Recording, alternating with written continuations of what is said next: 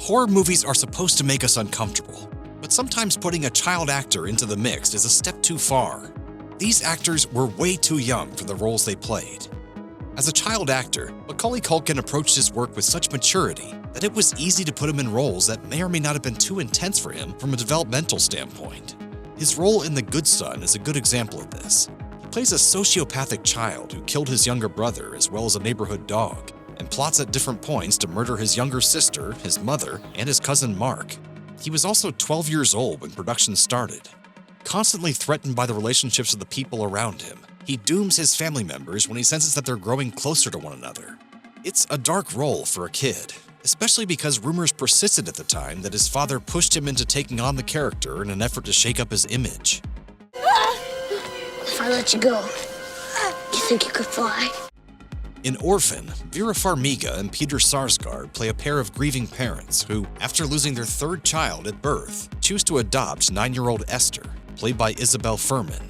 But although she makes an immediate connection with their 5-year-old daughter Max, it becomes increasingly difficult to ignore the fact that strange things tend to happen around Esther.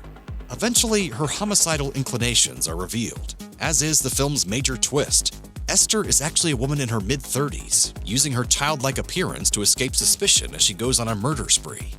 To be fair, Fuhrman is the best part of the film, and she handles the more difficult aspects of the character with the maturity of an actress twice her age. Only 10 years old when cast, it's hard to watch her in some of the adult scenes of Orphan. However, none of this stopped Fuhrman from reprising her role several years later in the twisty, bloody prequel, Orphan: First Kill. There's a disturbing hint of truth to The Black Phone. Unlike many other horror films, which contain supernatural elements or franchised villains, it focuses on a small-town menace with horrifying consequences. This community in the 1970s has been besieged by a swath of missing children, the victims of a mysterious figure called the Grabber. He initially seems like a phantom, just a boogeyman invented to scare the kids.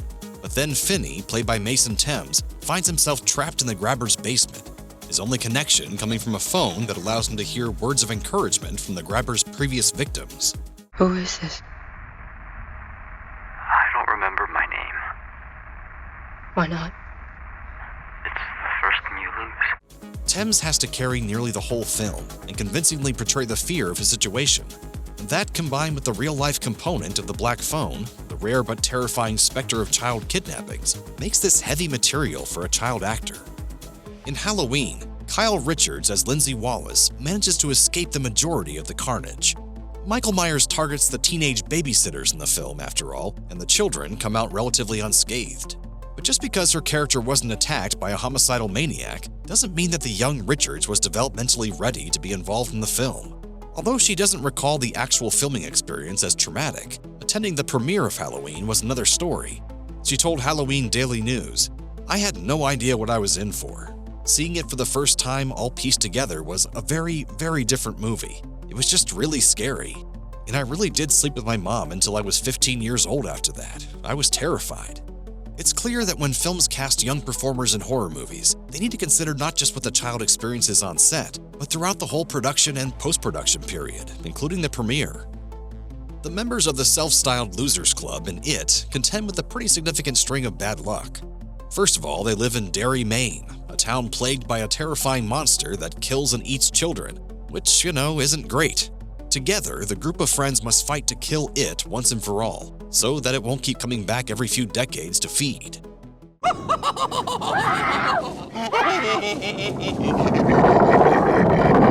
All of the kids have a rough go of it, but the movie puts Beverly Marsh, the group's sole girl, in her own territory, making the role especially tough for a young actress like Sophia Lillis.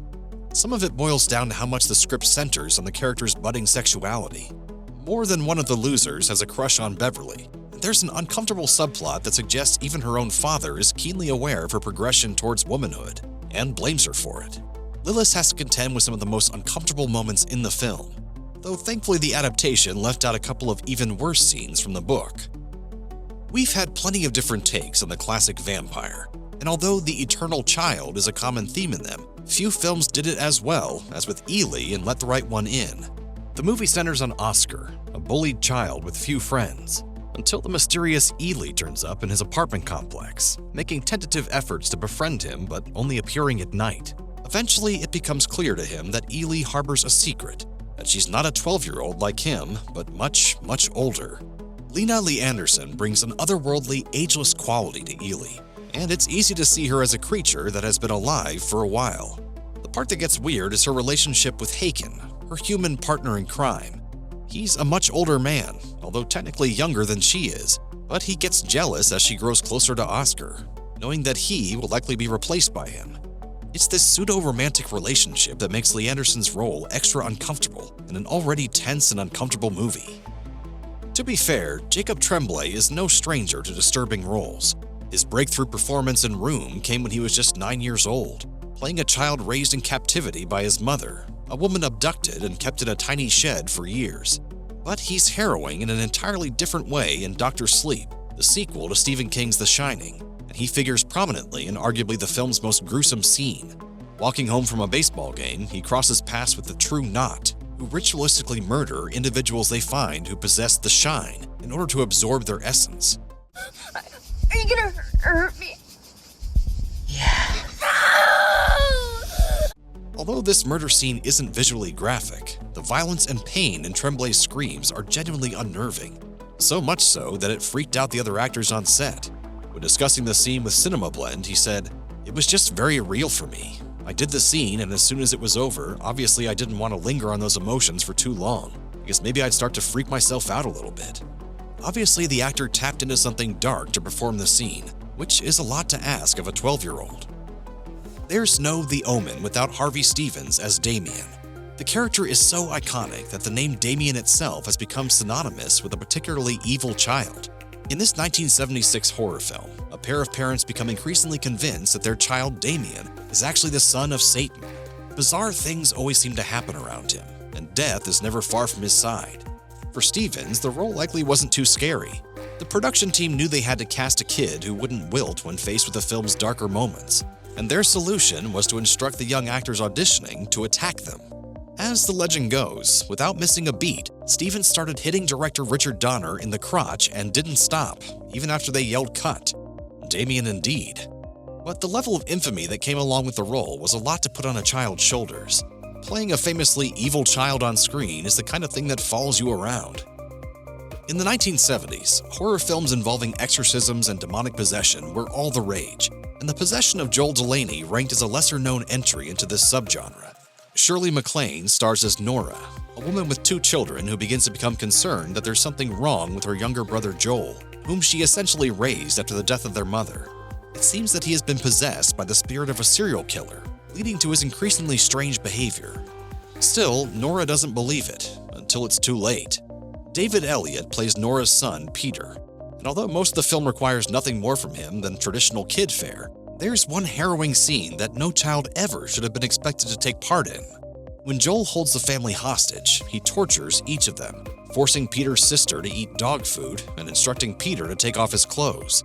Elliott is shown naked in this scene for a few moments, an exploitative and frankly distressing choice that never would have flown if this film had been made a decade or two later. We could have easily put the 1997 version of Funny Games here, but technically that film opened not rated, so it doesn't quite fit the bill. We'll settle instead for the English-language shot-for-shot remake that Michael Haneke directed 10 years later, which is just as disturbing as the original. It captures the horrors of a particularly brutal home invasion, in which would-be robbers hold Georgie, played by Devon Gearhart, and his parents hostage. The so-called funny games they're subjected to are not so much funny haha, and more sadistic and terrifying. Pull the trigger. Haneke seems to have made the film as a commentary on the role of violence in mainstream cinema and how easily it becomes sanitized. But critics weren't universally convinced. The San Francisco Chronicle called it a vile cinematic exercise, while Richard Roper said it was grotesque and appalling. Either way, it's a tough movie for anyone to be in, let alone an 11-year-old child.